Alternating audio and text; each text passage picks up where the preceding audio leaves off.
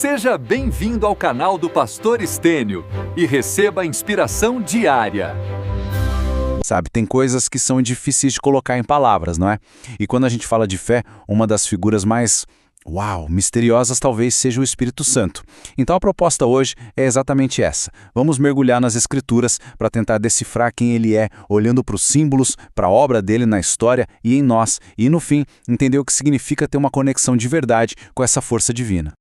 E para começar, antes da gente pular para os símbolos e tudo mais, é fundamental ir na raiz da coisa. Esse trecho de João, ele nos joga lá no comecinho de tudo. Ele fala de um poder que cria, de uma vida que é a própria luz.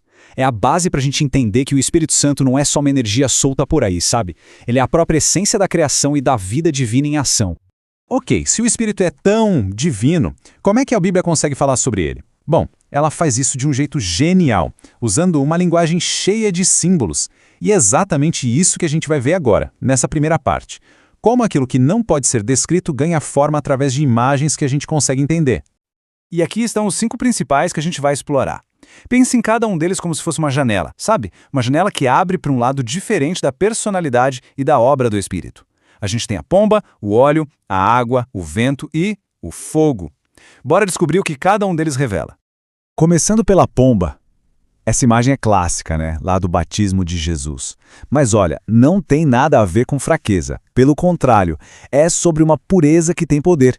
É a imagem de uma presença divina que chega de mansinho, sem fazer barulho, mas com um propósito muito claro. Dá o start na missão de Jesus e carimbar ali a aprovação do céu.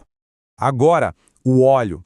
Na cultura daquela época, óleo era muito mais que tempero. Era usado para consagrar, sabe? Para ungir reis, sacerdotes, separar alguém para algo importante. Então, como símbolo do Espírito, a ideia é a mesma. Ele representa a cura, capacitação e essa consagração para um propósito sagrado. E essa imagem da água, hein? É muito forte. Jesus não fala de um copo d'água, ele fala de rios de água viva fluindo de dentro da pessoa. Isso fala de uma fonte que nunca seca, que não acaba. É um símbolo de purificação? Com certeza, mas é também sobre uma satisfação espiritual tão, mas tão profunda que não só mata a sede, mas transborda e sai refrescando tudo em volta. O vento. Esse símbolo é fascinante. Por quê? Porque a gente não vê o vento, mas sente o efeito dele com toda a certeza. A gente não controla, não sabe de onde vem, para onde vai, e isso descreve perfeitamente a natureza do Espírito, soberana, misteriosa. A gente sente a sua ação, a gente vê os resultados, mas o controle, o movimento, isso é de Deus. Para fechar os símbolos, o fogo. Lá no dia de Pentecostes, o Espírito não apareceu como uma brisa suave, não. Ele veio como línguas de fogo. Esse símbolo representa a presença de Deus de uma forma intensa, purificadora, apaixonada. O fogo ilumina, aquece, mas ele também queima o que não presta. É a imagem da transformação radical que o Espírito faz. Beleza. Os símbolos nos deram uma ideia da natureza do Espírito. Mas agora, vamos sair um pouco da imagem e ir para a ação. Como é que essa força divina agiu na história? É isso que a gente vai ver agora. O papel dele como a voz de Deus, o agente que traz a revelação de Deus para nós.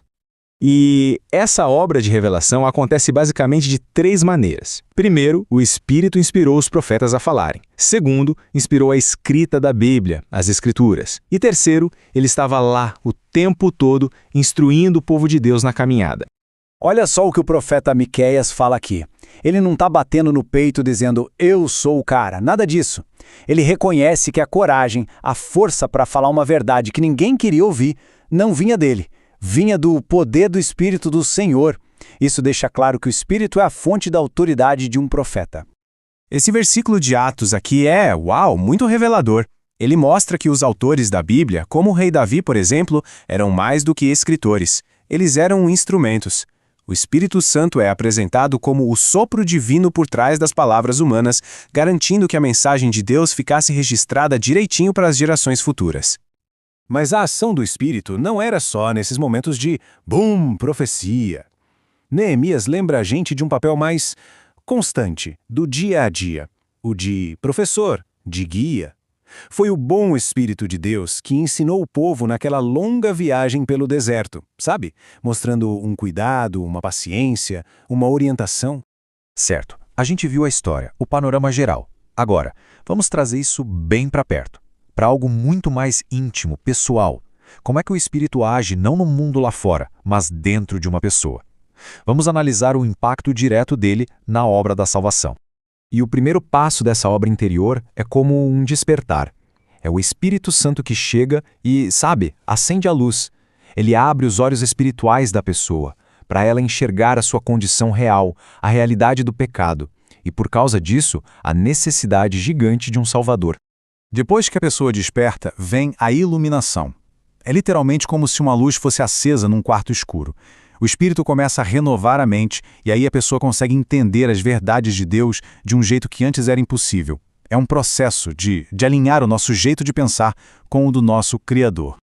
E essa iluminação toda leva a uma coisa ainda mais profunda, a convicção. E não é um sentimento vago de culpa, não. É uma certeza, sabe? Uma certeza específica e muito forte sobre 3 verdades essenciais que a gente vai ver em detalhes agora na tabela. E essa tabela resume isso de forma brilhante. O Espírito convence sobre o pecado. E a raiz do pecado é o quê? Não acreditar em Jesus. Ele convence sobre a justiça, que foi provada quando Cristo voltou para o Pai. E ele convence sobre o juízo, porque o chefão deste mundo, o poder do mal, já foi derrotado, já está condenado. Mas a obra do Espírito não para por aí, na convicção. Ela vai além. Ela culmina em capacitação. Ele faz uma troca divina dentro da gente, tira o medo, a fraqueza humana e coloca no lugar o poder sobrenatural de Deus. E este versículo é o resumo perfeito dessa troca. O Espírito que Deus dá não é de covardia, de medo. Muito pelo contrário. É a fonte do poder para agir, do amor para se conectar com as pessoas e do equilíbrio para viver com sabedoria, com domínio próprio. Ok, a gente viu os símbolos, a obra dele na história, a transformação pessoal, e agora a gente chega no coração de tudo isso. Porque saber sobre o Espírito Santo não é o ponto final. Na verdade, é um convite para a gente sair do conhecimento teórico e entrar numa conexão real, num relacionamento vivo de todo dia. E aqui está o grande pulo do gato de toda essa nossa conversa. O poder, a transformação, a orientação do Espírito na vida de alguém, nada disso é automático. Tudo isso é o fruto, o resultado de um relacionamento que a gente busca, que a gente valoriza e que a gente cultiva, dia após dia. E isso tudo nos deixa com uma última pergunta para a gente refletir. Depois de ver o poder, a obra e a natureza dele, a questão que fica no ar é: como é que um relacionamento de verdade cultivado com o Espírito Santo poderia transformar uma vida?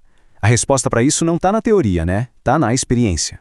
Esse vídeo foi produzido a partir de uma das mensagens do Pastor Stênio. Se você foi abençoado, deixe o joinha, compartilhe e siga.